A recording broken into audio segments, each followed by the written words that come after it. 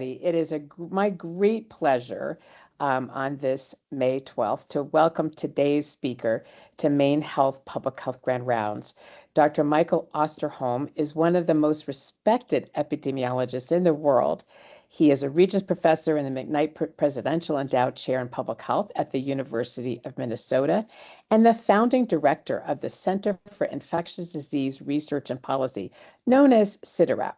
He has published more than 300 academic papers and abstracts and has led outbreak investigations of international importance for decades. He has advised heads of state and has been at the forefront of virtually every major infectious disease crisis of the past several decades. Many of you, including myself, know him, though, from his podcast, Osterholm Update, which has been downloaded by more than 8 million listeners. He is also a New York Times bestselling author, and that brings us to why he's here today. His newest book, The Big One, How We Must Prepare for Future Deadly Pandemics, co-authored by Mark Alshaker, is a 2025 book list editor's choice and winner of several awards. In it, he and his co-author ask, what would happen if a virus had the capacity to infect like COVID, but the ability to kill like MERS or SARS? And they make clear this is not science fiction. We have actually found viruses with that type of constructor characteristics. COVID-19 was devastating, but Dr. Osterholm's message is that it was not the big one. And that is why we have both the obligation and the tools to prepare. But I also just want to, besides welcoming Dr. Michael Osterholm, I also just want to thank him with my deepest gratitude for his now bi-weekly podcast. But when it was weekly and now even bi-weekly, it has gotten me through many walks around Back Cove and a lot of settling and calming of whatever nerves might have been happening. So I really appreciate everything you've done the last six some odd years. So thank you very much. I'm going to pass the baton over to you, Dr. Osterholm. Thank you. For great honor to have you join us today. Yeah, well, thank you very much. It's a real honor to be here with you today, and I'm looking forward to this fireside chat in terms of discussing what the issues are of the day with regard to, I'm sure hantavirus will come up, I suspect, and in addition, of course, just how prepared are we for the future. The other thing that Dory didn't mention, but I just want to emphasize because it's such an important piece, is also our center initiated the Vaccine Integrity Project a year ago. More than a year ago now, because we saw what was going to happen with the vaccine world. And if you want to look any further, look at today's New York Times with a major story from regarding Secretary Kennedy's still very aggressive but secret moves to basically do in the vaccine world. And so we in the Vaccine Integrity Project are now doing much of the work that the ACIP, the Advisory Committee on Innovation Practices, used to do. And we're now doing the evidence-based work. We're working with the medical societies, the American AMA, any number of public health groups, government groups such as state and local health departments, et cetera, to do whatever we can to not only get the right information out about vaccines, but to make sure that information can result in recommendations from the various medical societies that will be sustainable for the payers.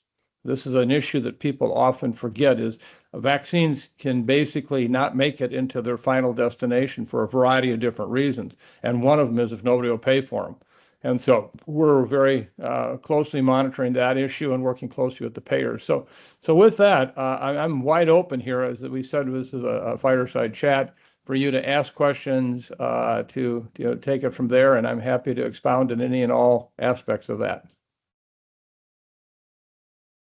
Thank you. Can you first give us an overview of your book? And Sure. I'd love to get into the Vaccine Integrity Project as well. But if you can give us a bit of an overview, and Yeah. 25, we have bought 25 copies, and so those who are MaineHealth employees who are attending live are going to get randomly chosen to get copies of it. So we're very excited about that. But if you can give us a little some teasers about your book. Well, thank you, Dora. I'm happy to. Yeah.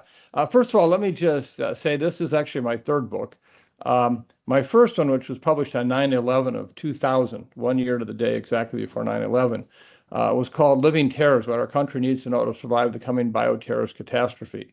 And it was all about bioterrorism and the issue of weapons that biologic agents might end up becoming. And I think in the year between 9/11/2000 and 9/11/2001, I bought 18 of the 19 copies that were sold. So it wasn't on anybody's read list, okay? And then, of course, after 9/11, because of anthrax and so forth, it became a New York Times bestseller. I had a somewhat similar situation in 2017. Mark Olschick and I published a book, Deadliest Enemies, Our War Against Killer Germs. And I tried to lay out, wake up world, we have some huge challenges coming down the pike, none the least of which, of course, would be the pandemic potential agents, those that actually could cause a global pandemic. And we actually had 3 chapters that were a scenario, in a sense, of what an influenza pandemic would look like. But it played out almost identical to what ended up happening with COVID. In addition to that, we actually had one whole chapter. The title of it was SARS, MERS, a Harbinger of Things to Come, in which we said, you need to be mindful of the coronaviruses too, okay? And at the time, again, this book sold a few more copies than the first one did, but still not a lot. And then, of course, 9/11, or then we saw the pandemic happen and became a New York Times bestseller. So my goal is to do whatever the hell I can to make sure this book does not, the new one, become a bestseller, okay? Because if it does, that probably signals not a real good situation. But in this book, what I tried to do is, because I really was on the front lines of a lot of the issues around the pandemic, our group at CIDRAP, I think, was the very first group in the world to say it's going to be a pandemic. We did that in early January of 2020. At that point, we based it on our extensive network of contacts around the world, and we could see how rapidly this virus was transmitting. Initially, when I realized it was a coronavirus in that first week, I actually breathed a little bit easier, because we had worked with previous coronaviruses, SARS and MERS, which were surely dangerous, but did not have sustainability to become pandemic agents. They just did not have enough people who were shedding the virus at levels that would spread it quickly around the world. And so my first thought was, well, we can hopefully control this one like we did SARS or MERS. Well, within days, we realized, no, this was acting much more like a flu virus, and it had all the makings of being a pandemic virus. And so on January 20th, we actually put out a statement from our center saying, this is the next pandemic, get on with it. And it still took 2 more months for the world to really understand what was happening. Also at that time, we began to put out other messages that I felt like we were kind of running willy-nilly. We didn't really have a plan. We didn't really understand what we were talking about. We had such conflicting information out there. And I wrote an op-ed piece in the Washington Post in that time period and said, whatever you do, don't do lockdowns. They're not going to work. And at that point, people, wait, aren't you a public health guy? Well, the problem is that we recognized early on that this was going to last for years and years. In fact, I was on Joe Rogan's podcast on March 10th, and I said I thought that there could be 800,000 deaths in the next 18 months, not just the next couple of weeks or few months, but 18 months. And actually, 18 months later, we were at 790,000 deaths. So, and the reason that was important is because if you respond to something like a hurricane, it's really, really bad, but you go into recovery quite quickly. Okay, and so at that point, you can move on. I saw with this pandemic that was never going to happen. This was going to last quite a while. And therefore, a lockdown would only work if you could sustain it over time. And let me give you an example of how it didn't work in China. There, they actually had areas of the country where they literally really locked down for more than 18 months, meaning you couldn't leave your house. Food was delivered to you, drugs were delivered to you, etc. I mean, it was locked down. But guess what? They, under the social and cultural pressures, they went ahead and released those people from these lockdowns, but they never vaccinated them. And then in the next months after that happened, millions of Chinese died. So, whether you die in the first 6 months or the second 6 months or the third 6 months or the fourth 6 months, you're still pretty dead at the end. And so what we needed to do is, how could we sustain ourselves long term? And so what we proposed, and this is discussed in the book, and this kind of sets the framework for the rest of what we'll talk about, is what we needed to do is think about it very differently. We needed to think about it like snow days. Now, you're from Maine. You understand snow days. We understand snow days here in Minnesota, okay? What was the one thing we had early in the pandemic that could help us like nothing else? It wasn't vaccine. It wasn't drugs. It was, in fact, good medical care. And if your hospital is running at 140% capacity with beds in the hallways and the parking garage stalls and the garage, etc., you are not getting good medical care.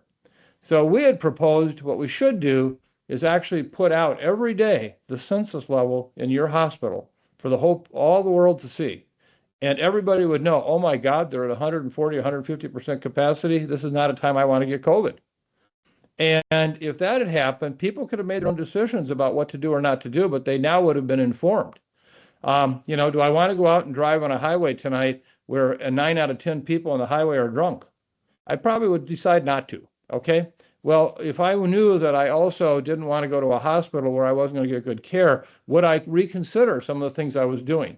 On top of that, of the states in the United States that enacted some kind of lockdowns, which actually there were 47 of them that did, they really didn't mean much. Why? Because they were like state of Minnesota, where in fact we had a lockdown here, but only for non-essential personnel. And guess what? 82% of our workforce was considered essential. Now, come on, is that a lockdown? And so we led people to believe we did a lot more with these lockdowns, and people who criticize the economic impact of the lockdowns are just dead wrong, because we didn't really have lockdowns. What happened was the economy went to hell because people were frightened, people were scared, people didn't go and buy things, people stayed home. And what we didn't do is give a long-term view. How are we going to get through this for 18 or 36 months? What are we going to do? What does this mean? And so what this book is really all about, and I don't give anybody a free pass, including public health, okay? Because there are a lot of things we could have done differently. I look at the issues around communications. We had so many self-described experts on COVID who are on TV every night talking, and I'll put myself in that category, that basically, though, much of what they had to say was wrong. And so the public was getting whiplashed and confused. And I actually cite examples of that in the book and say, what can we do? What must we do in the future to have a more clear message? Well, it's deja vu all over again right now with Hanavirus. We got all the same problems again. We got all these experts out there talking, and I don't think many of them are qualified to do so. But that's what the media is appointing or anointing as the people that you should be, listening to us. Why? Because they're on our station or whatever. And in fact, last week, I come from I'm a small Iowa farm town boy. Okay, so to me, I don't get too riled about too many things. But when I saw one of the major networks last week commenting about how the virus had now spread to 3 additional countries, when in fact all it was people were air vac from the ship to 3 different countries for hospitalization. There was no transmission there at all. But if I was in the public and I heard that, I would go, wow, that's really bad. This thing's spreading. So this book gets into that. We also talk about the issue of respiratory protection. We blew the respiratory protection issue over and over again. All the plexiglass, all the 6-foot things meant nothing, absolutely nothing. This was an aerosol. If you want to know what an aerosol is like, imagine you're walking down the street today and all of a sudden you smell cigarette smoke. And you look upwind 35 feet and there's somebody smoking. That's an aerosol. Let me give you an idea of just how airborne transmission can occur. One of the outbreaks that I worked up in my days at the State Health Department was a measles outbreak that occurred in Minnesota associated with the Special Olympics that year. The World's Special Olympics were held in Minneapolis, and in the opening night ceremony in what was then the Hubert Humphrey Metrodome, there were 67,000 fans in the stands. Most of them were local people who had come to see the opening night ceremony, but had no real contact with the games. The players, the coaches, the support staff all walked in from a right field big, large door and marched in towards the infield and then up third base, out to left field. And eventually they all cycled and they filled the entire ground level of the stadium, all the infield, outfield, etc. Okay. There was, by chance, a young boy from Argentina who was just breaking with measles. And we had not had indigenous measles in Minnesota in the previous 5 years. He sat on home plate that night, literally. It was right where the A's team stood, Argentina. And it turned out that the air system for that large dome, the air came out from behind home plate, pushed out. And then actually, no one really knew this, by the time it hit home plate, it bounced. And the air exit for the air, the outtake, was actually at 420 feet up in the upper right field bleacher area, where at the time Mark McGwire couldn't hit a home run on steroids. And it turned out there was cases that occurred only in that opening night session. And none of them knew each other. But guess what? They all sat in that same section right underneath the outtake van. And everyone who had not previously had measles or who had previously not been vaccinated got infected. Now, that's an airborne transmission. So one of the things we hit heavy on was the importance of understanding airborne, why N95 respirators were important. Some of the most challenging moments I had during the pandemic was when I would visit a hospital for work, and I'd walk in the front door and they would see me in my N95 face-fitted respirator, and they'd say, "I'm sorry, you need to take that off and put on a surgical mask. That's what we do here at this hospital." Oh my God. I mean, it was frustrating. And so that's another example of where we had very poor communication. We had the data to show how important N95 respirators were and what they could do to reduce transmission. I could go down the list. Let me just give you one last one on communication. I was actually on the Biden-Harris transition team on COVID and continued to advise the administration substantially during the course of the pandemic. I'm not sure that my advice was helpful, but when the vaccine data first came out in the end of 2020, it was really remarkable that we were able to bring forward 2 vaccines, both using mRNA technology, that had 95 to 97% protection. And everybody was shouting from the rooftops, "Here it is, here it is, here it is, get vaccine." Well, I had worked on both SARS and MERS in my previous life, and recognized right up front that one of the challenges we have with coronavirus is waning immunity. And that's been true whether it's the cold-like coronaviruses or whether, in fact, it's SARS or MERS. And so I had suggested at the time that rather than just put out 95, 97% protection, let's keep these cohorts that were enrolled to give us the data that we had, and now realize we had to vaccinate the placebos, okay? So in fact, we didn't want to leave them unprotected.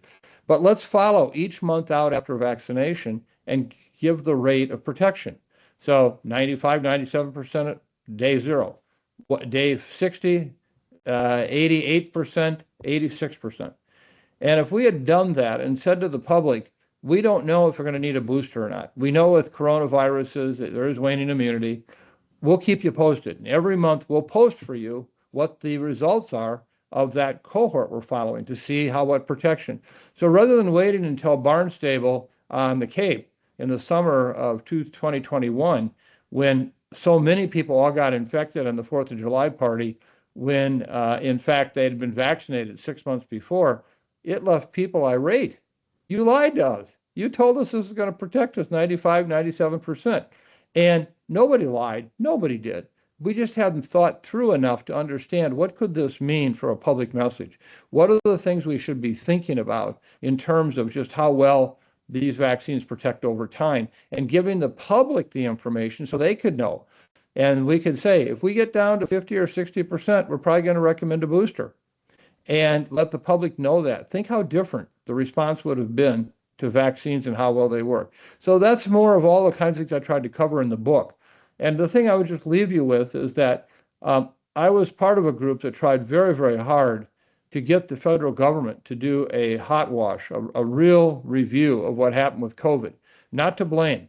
Right after 9/11, Secretary Tommy Thompson at HHS asked me to come and help out with the terrorism and the bio issues with anthrax. And so for 3 years, from 9/11, for 3 years, I was at HHS half-time and at Minnesota half-time. And I was there for the early days of the 9/11 Commission, led by a prominent Democrat and Republican. It was the most nonpartisan, absolutely to-the-point review I've ever seen. It was outstanding. And the recommendations they made, the conclusions they arrived at were all just really remarkable. And we were so hoping we could have a 9/11-like commission for COVID, where, no finger pointing, no more of this, where did the virus come from? We're never going to know where the hell the virus came from. It could have been a lab leak. It could have been, in fact, a spillover. I tend to favor spillover, but I'm first to acknowledge it could be a lab leak. And in that sense, basically, we need to move on. We're just stuck on that. We're not having any productive discussions about what we really need to do to prepare our vaccines, our drugs, our stockpiles, messaging. I mean, the messaging is an example right now. It's a mess with the whole issue with the hantavirus. So I hope that sort of gives you a little bit of an overview of what the book's about. I don't I don't hold back on anyone, and I surely give a lot of credit too to a lot that did so much. So with that, I'm happy to take any other questions or comments too. Or Dora, if you have anything for you, feel free. Sure. Thank you so much, Dr. Osterholm. And yes, I do remember those early days, particularly when we did not have testing, did not have adequate PPE, even in our Yep. hospitals.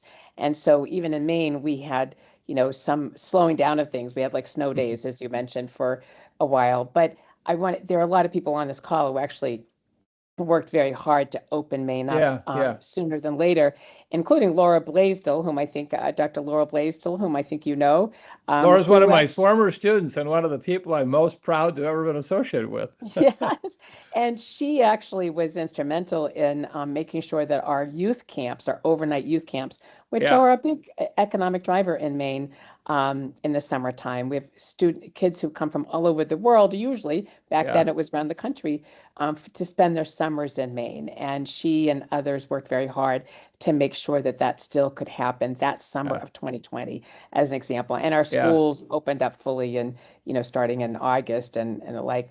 But anyway, I think Emer Smith, I saw your hand raised a minute ago. Emer, are you there? Can Yep. you unmute? I see I her. am, yes. Yeah, it's Emer. You got it right. Thank you, Emer. And I know Emer, she works at Maine CDC, I think still, and our state Yes. public health agency. So thank you for Yeah. all your work. Hi there. Hi, I'm an infectious disease field epidemiologist, one of 7 in the state that investigate a lot of different things at a lot of different times. So, and I was involved in the COVID response when it started happening and continued to happen. So, I guess my question is really about communication, because I feel like a lot of people either wildly overestimate their risk for infection or wildly underestimate their risk for infection. They feel like, they are very confident that they're invincible, I guess. Mm-hmm. I mean, how do we thread that line between people who are worried well versus people who think that they're not going to die ever? And being respectful of everybody while trying to get them to focus on the shared point and goal. Well, first of all, let me say thank you to you for the work you do. Having been the epidemiologist and overseeing infectious disease at Minnesota for 25 years, besides my time at the university, I have a very warm, soft spot for public health field investigators such as yourself. Okay, that's where the rubber really hits the road. What you've hit upon is the conundrum we're all having right now: how to communicate. And the fact of the matter is that there's not one way, in that there's not one issue of why people do or don't believe what you're saying or how you're saying it. And we're actually quite involved right now on a major research effort on social media to understand the influence that it has and how does that convince people to go yes, no, whatever. And that's a huge challenge.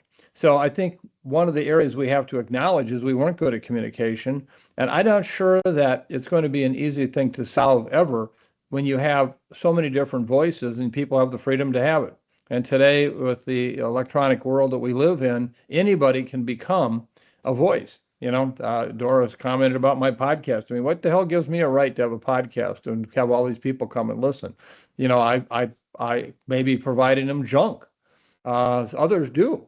And so I think that one of the challenges we have also is how do we come upon that issue? Now, let me just say, we're trying to address that in one way with the VIP program, the Vaccine Integrity Project. Not only are we doing the evidence-based review, and let me just give you an example. We just published last week an update dated piece on HPV.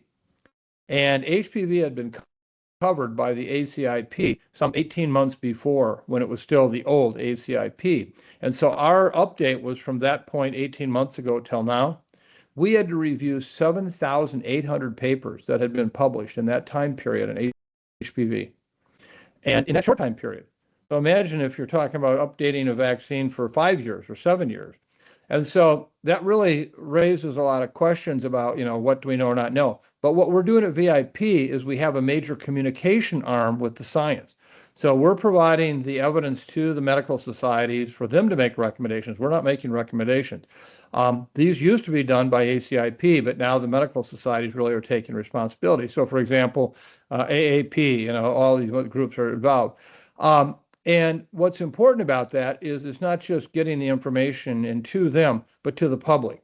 And so we have a major initiative with the unbiased science folks and the collective EPI folks right now to basically enhance whenever we put things out, what can we do? And a good example is all of the information systems that we're putting out right now around these vaccines.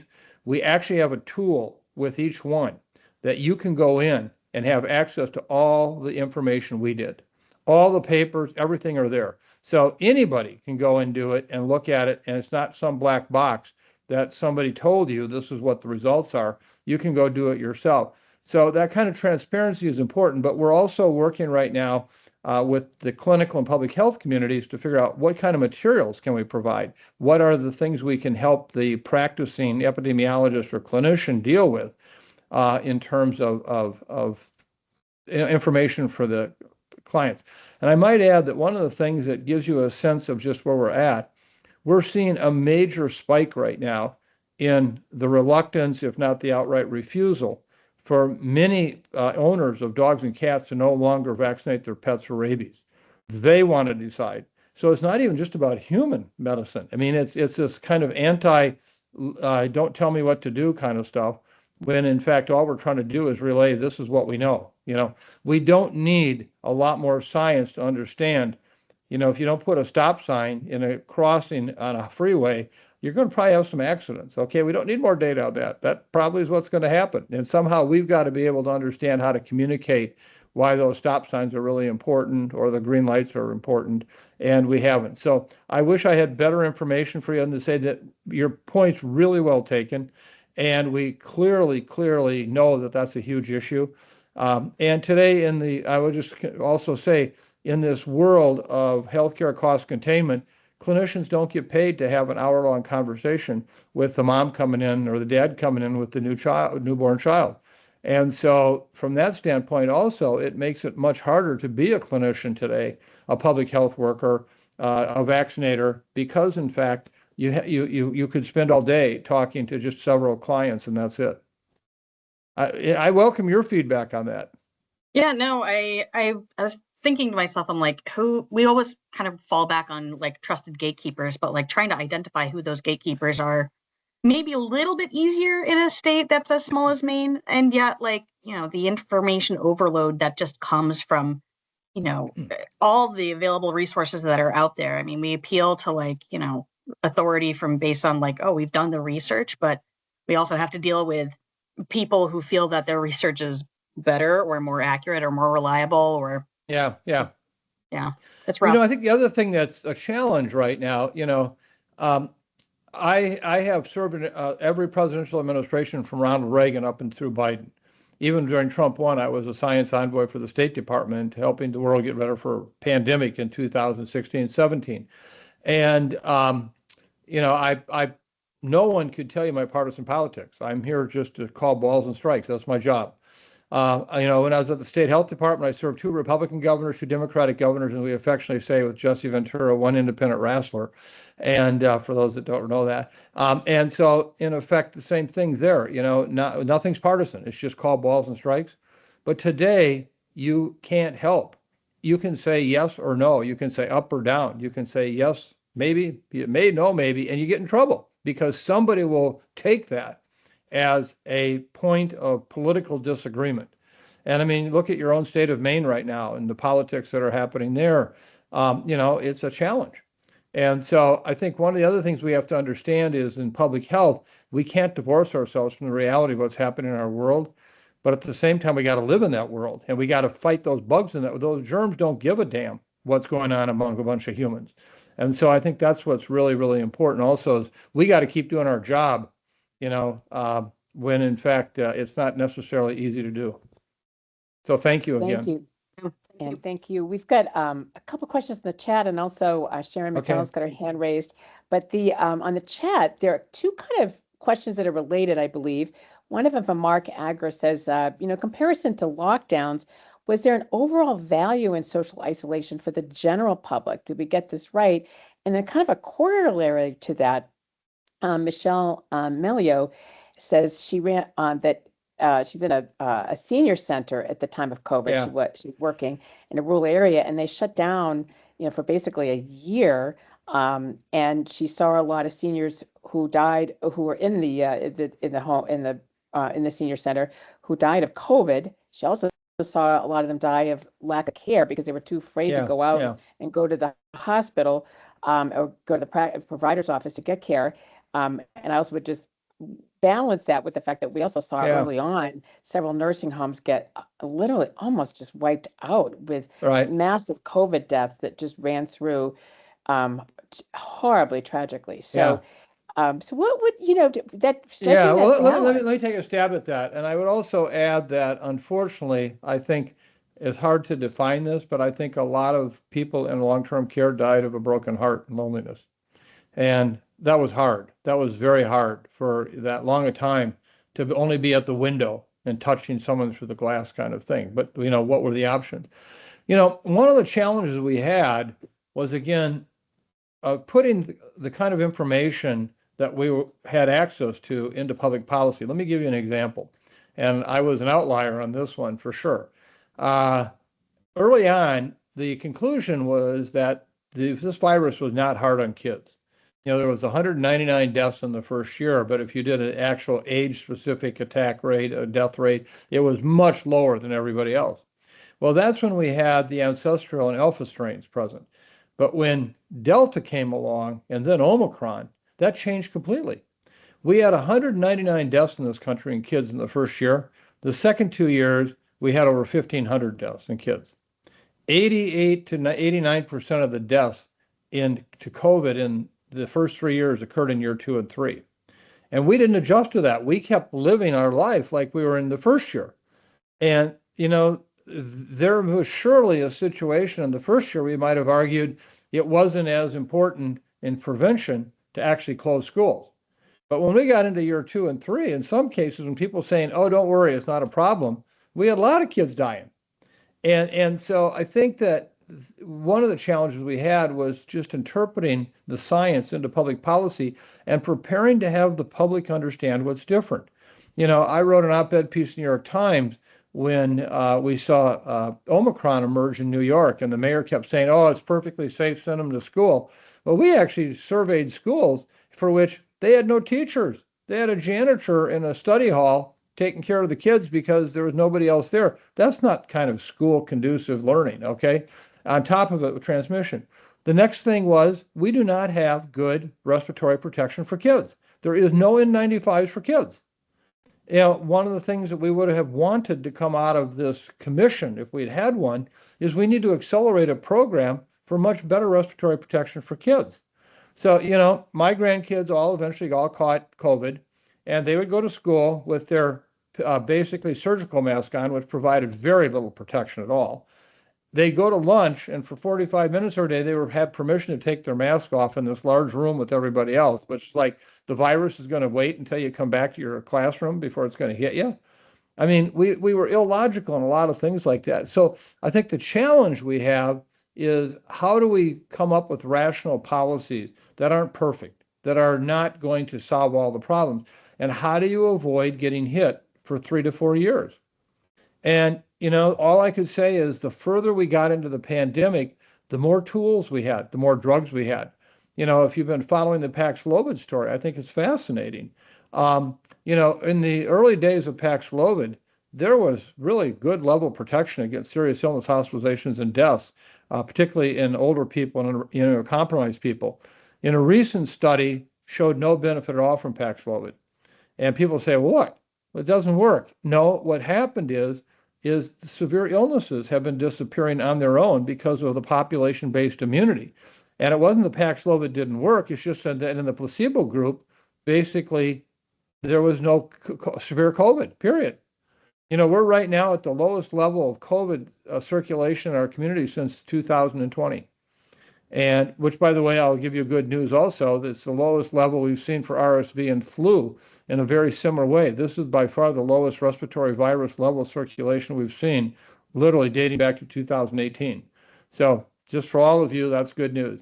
So I think the challenge we have is, and this is a great question for that, is how do we also communicate changing policies based on new updated information? And if you don't remember anything else I say in this entire session today, you just can skip everything else out. Just remember, science is not truth. It is not truth. Science is the pursuit of truth. And I can't tell you how many days I wake up in the morning, sit on the bed for a second and say to myself, boy, I wish I could know today what I'm going to know 6 months from now. Wouldn't that be something? And I think we have to help the public understand that point of view, that, we are going to be learning. That's not a fault. That's not something's wrong. And if we end up updating our information, it's what you want. It's like, what would you do if you didn't update your computer with new additional software when, they have security glitches and so forth? You want that. Okay. It didn't mean that the computer you had 6 months ago is wrong, or that, it cheated you or didn't tell you the truth. It's just we now have updated information that computer now has to have. So I think that at this point, I would just say that we need to do a much better job, and this is where we need to have public health have this kind of discussion. So the mere fact you're having me here today, as crazy as I am, thank you. You're giving the opportunity for at least another point of view to come forward. Oh, we appreciate it a lot. I want to go, there's a couple great questions in the chat, but I first want to go to Sharon McDonald, Dr. Sharon McDonald, who's a physician and a nurse and a public health epidemiologist. Used to work at CDC, but we're grateful, and Vermont, and we're grateful to have her in Maine now. So Sharon? Yep. Hi. Hi. I have Gib Parrish with me as well. We're calling from Quebec, Canada, on vacation. I guess two things. One is the input channels for communication from communities. I spent 2 years in Liberia and with Ebola, and they had much better pillars of communication and social marketing. And I felt like this was really a problem for, how is the community getting information, using community health workers to get it back out. And the COVID pandemic in the US and even in Maine, we didn't have enough input coming from communities to turn it back around into messaging. But so that is something that I felt is really important going forward, to get an active two-way channel. The other, we've got community-based wastewater surveillance in our small town in Maine. And it's, the labs change and it's hard to compare over time, but I feel like that is one way that we engage our community in what's happening. It's not perfect, but I would love your comments on wastewater surveillance. Yeah, well, first of all, thank you for what you've done, and your point is spot on. We do need much better ways of moving information up and down the communication chain. The problem we have with that is there's a lot of huge speed bumps, in some cases just huge holes in the road, because, for example, with a private media source that can provide whatever they want, whenever they want, whatever point of view they have, Fox News versus MS Now versus, CNN, really, that's a challenge. I mean, when you think about it, if you add up the Wall Street Journal, the New York Times, the Washington Post, and CNN, and MS Now, they have a combined number of readers or watchers at about 14 million. Fox News itself is about 10 million, okay?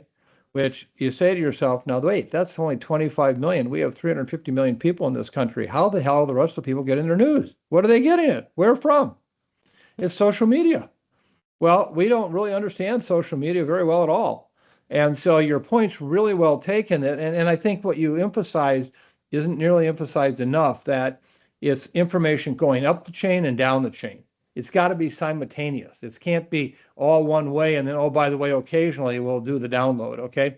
So you're right about that, and I hope you keep pushing that, okay? Because it's a very important message. And that's one of the things we're looking at carefully right now with our social media studies that we're doing, is that very issue. As far as wastewater, I think the wastewater surveillance that came out of the COVID pandemic and now being widely applied is one of the most amazing stories that I've ever been associated with in public health.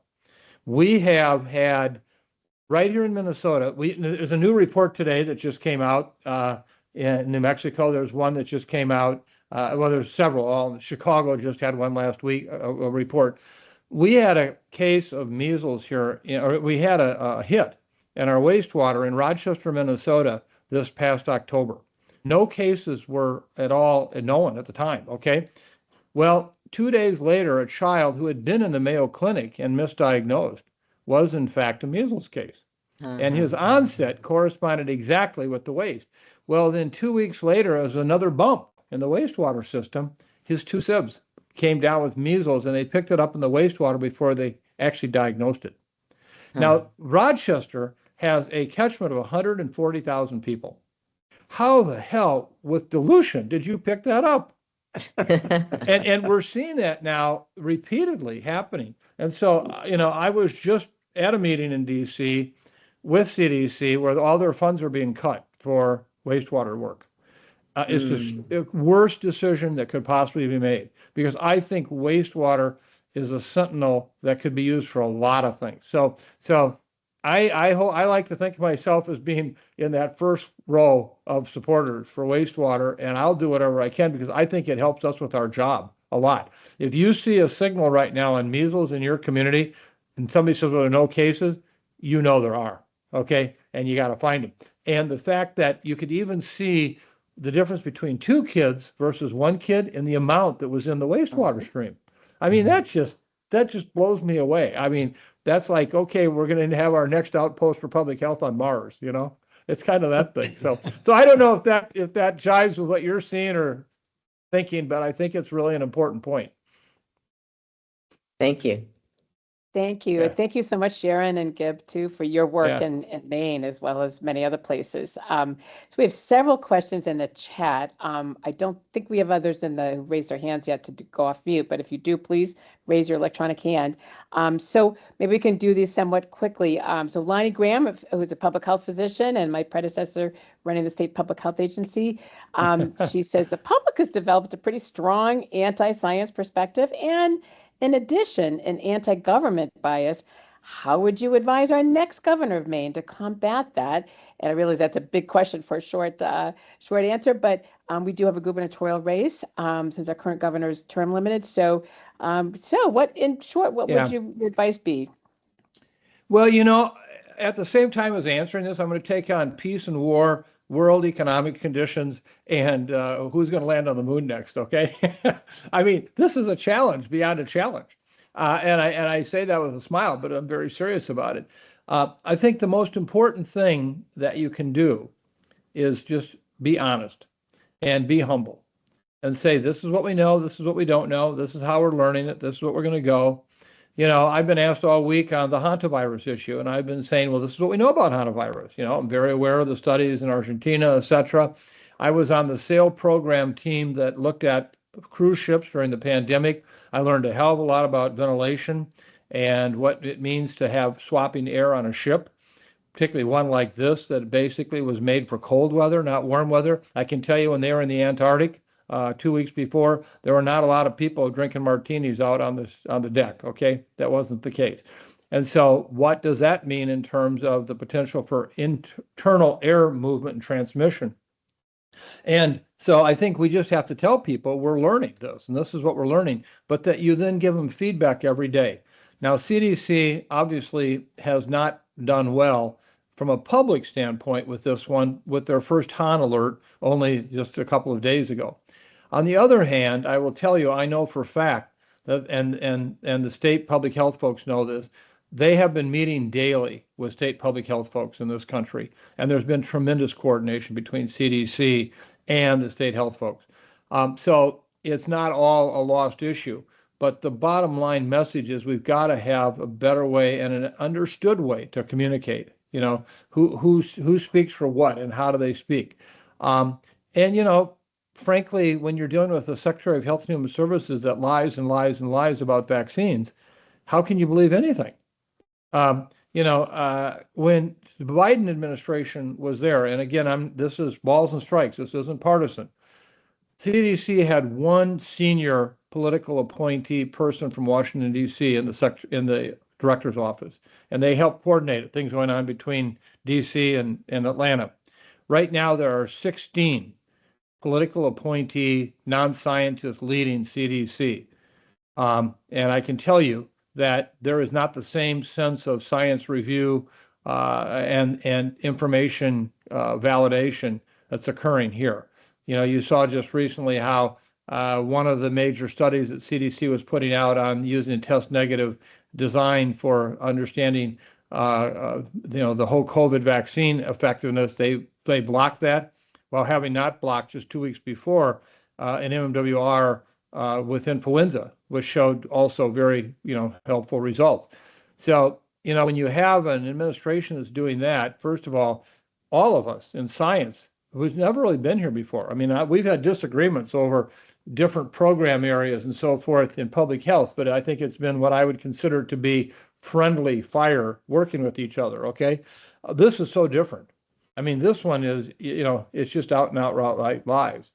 And I've never said that before about anyone in the political world, that kind of thing. So I don't know how to answer the question of communication in a better way, but we definitely have to understand that that's a huge challenge for us.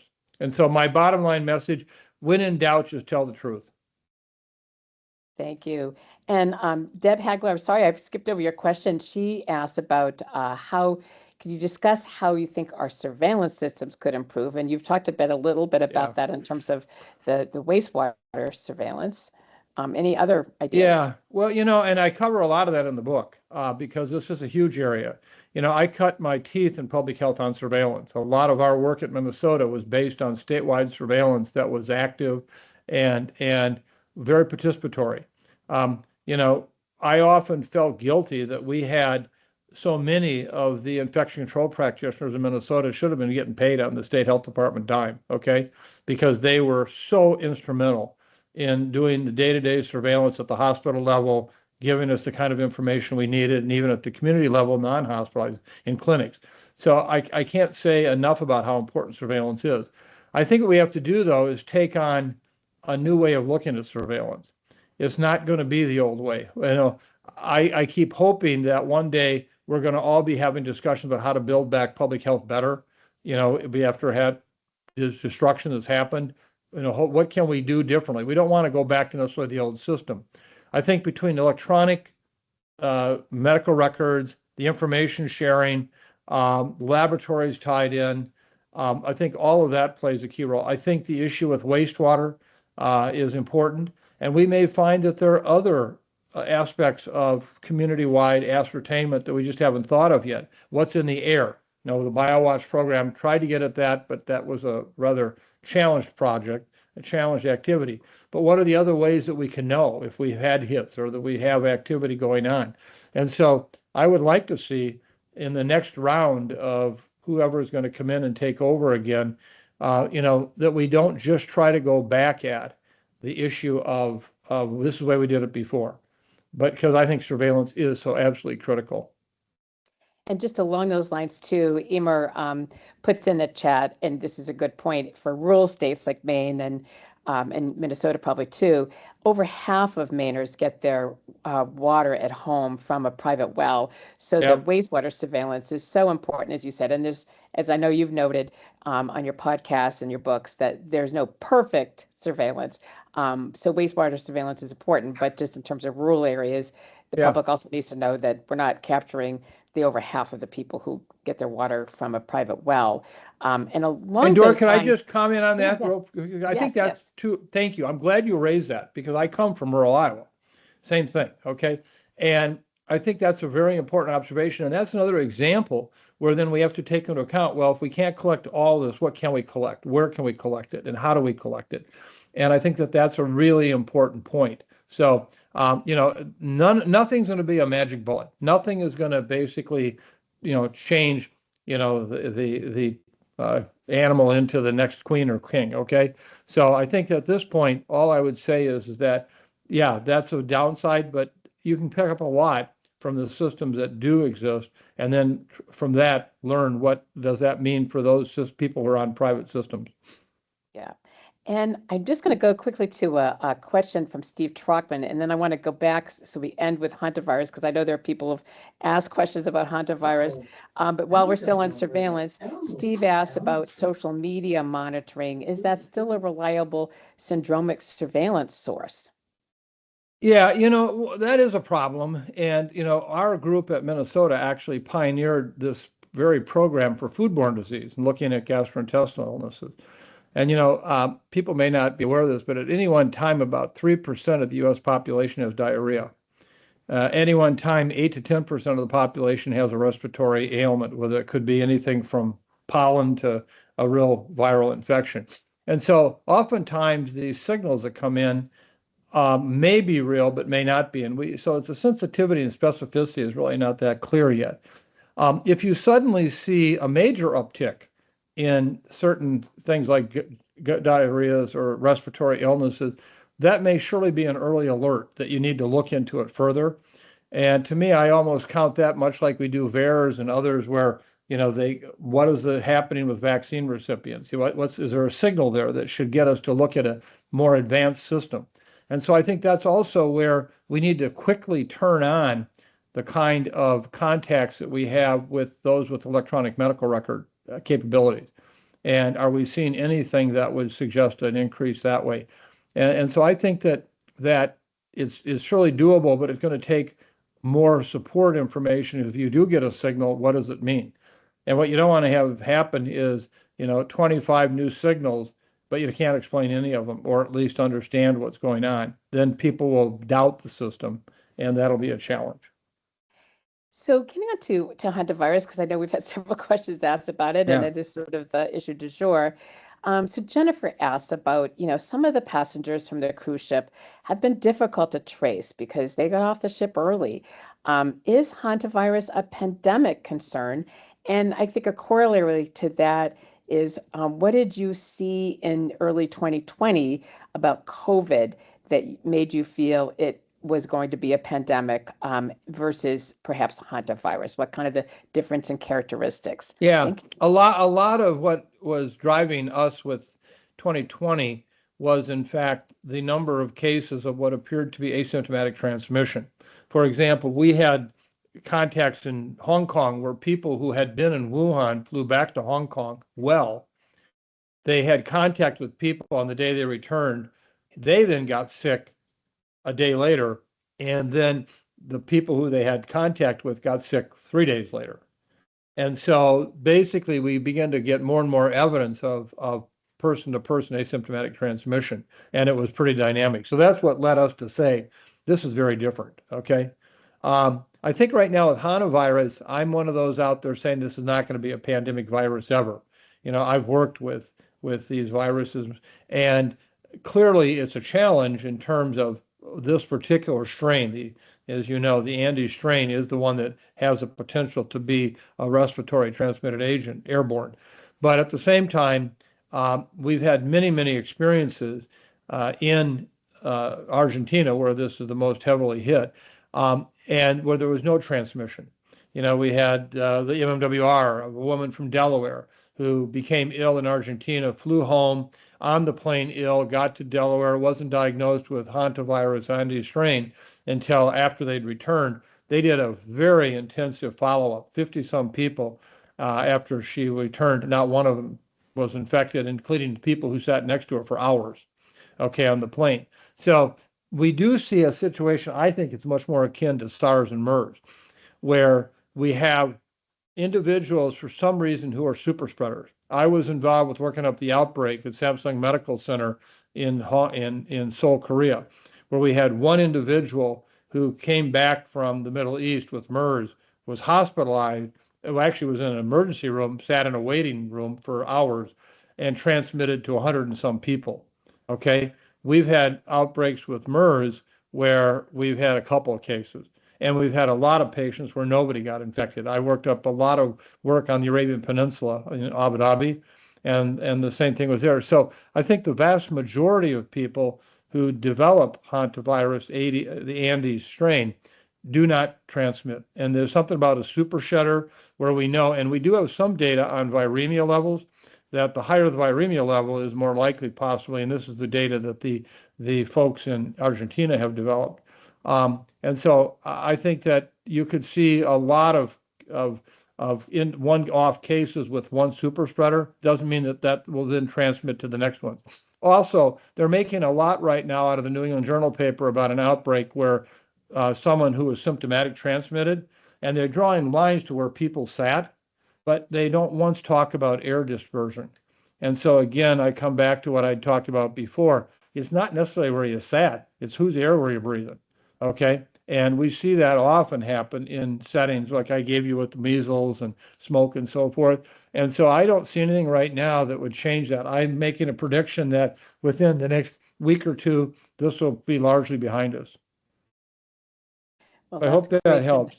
And Yes, unfortunately, I am going to have to go in a second here because I have to catch a plane. Isn't that you a have to stupid thing to catch a say, to catch a plane? What the hell would I do if I caught a plane? Would I just grab it? What do I do, you know?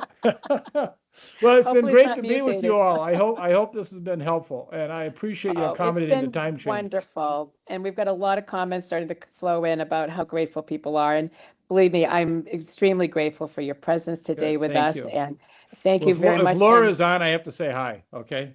yes, yes, yes. And if you want to learn more, please go to his podcast, the Sitter podcast, the Osterholm podcast, Osterholm Update. I know Yeah. I get it through Apple, through the podcast, and then also the big one, the book, the new book that's out. And if you're a MaineHealth employee and you're attending live, we will be giving out 25 of those. So please also join us next week on May 19th, Tuesday, back to our normal time of noontime. We have Dr. David Higgins from Colorado, who's going to be talking with us about how tips and tools for addressing vaccine hesitancy among vaccine hesitant communities as well as families. So can I say we're working with David, and he is brilliant. You got the absolute perfect speaker. well, He's that's outstanding. great. And I know we didn't really get to the Vaccine Integrity Project much, except for early on. And I want to thank you deeply for all that tremendous work you've done on that, which has been extremely helpful for everyone across the country. Well, So, can I just say one last thing? And the motto at SIDRAP right now is we will bend and we will bend, but we will not break. We will not break. yay, So whatever this okay. administration throws at us, we're there. Well, thank you so Thank much for you. standing up all these years. Thank you. Take care. Bye-bye. See everybody. Bye-bye.